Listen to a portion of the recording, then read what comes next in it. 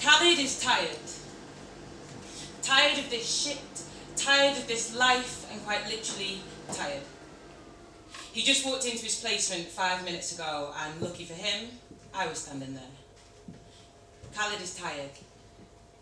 I'm 10 years older than him, but in a way he's 10 years older than me. He came over here as a refugee and he's still displaced. Khalid is tired. Stuck in a kids' home with 4 other losers and a communal kitchen in Croydon. This isn't quite what Khalid imagined when his mother said they had to leave.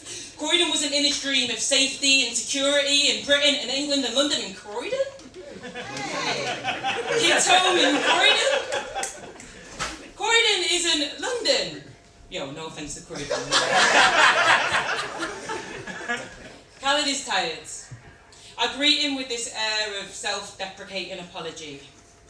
Hi mate, oh sorry I have to do this, I know you used to be really busy, I know this is really annoying, but do you want to just chat to me for like 10-15 minutes? I'll make you a cup of tea. Look, I promise I'm not the police. He stares at me. Yeah, alright. I sigh in relief when we take our seats in the sitting room. Khalid is tired. The room is an oppressive deep blood red with black plastic leather sofas and a shelf of donated DVDs. There's this attempt at family familiarity, but the council issue fire doors and CCTV are anything but homely. But I see one of the films they've got is Jumanji, you know, like the one from the 90s. Insert thoughts about small kids running away from imaginary monsters. Khalid is tired. He's been missing for 4 months. Tells me he's fine. Tells me he's a big man now.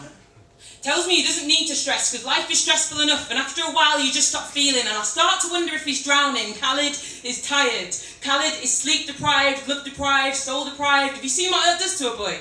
A boy dragged through streets and deserts and forests and motorway service stations, each an iteration of what's supposed to be heaven, to build a new life, only to find that his mum's repeated rape by the rebels have left their mind like the rubble they fled from, like the rubble he was born in, like the rubble he believes he is worth nothing more than. Khalid is tired.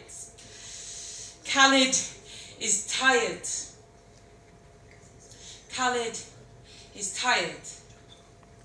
Khalid is tired. His Air Max 95s give him away, not purchased with his £5 a week allowance. They are an indication of a reliance, of a lifestyle, of a life choice that every other black boy is forced to make whilst packing a 12-inch blade. Khalid is tired. I look deep into his deep brown eyes and see only pain. Khalid is tired. He thinks, why worry your life away? You're just going to die at the end of the day. Khalid is tired, stabbed 16 times and left to rot. He is not precious.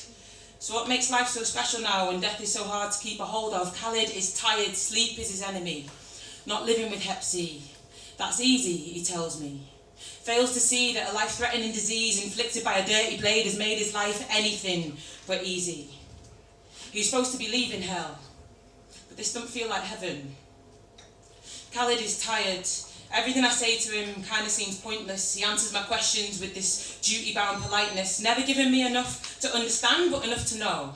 Enough to know that life is shit and there's nothing you can do to change it. I'm stuck in this puzzle and you can't rearrange it. I'm going to die of this disease anyway, let's face it. So what they teach us in training about building self-esteem with Khalid seems kind of pointless. Something tells me he isn't going to want to draw a sunflower and name each petal an emotion he feels. I throw compliments at him like pennies into the deep well of his soul. I tell him he's worthy, he's precious, he's human, he is eloquent, he is heaven-sent, he is meant to succeed and never to impede his own brilliance. He's better than he thinks, even when he sinks to a low. He's not hollow, he's full and whole, and I just think you're really great, mate.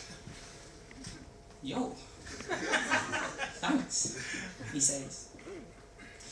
Khalid is tired and there's this look in his eyes that doesn't convince me he wants to stay alive.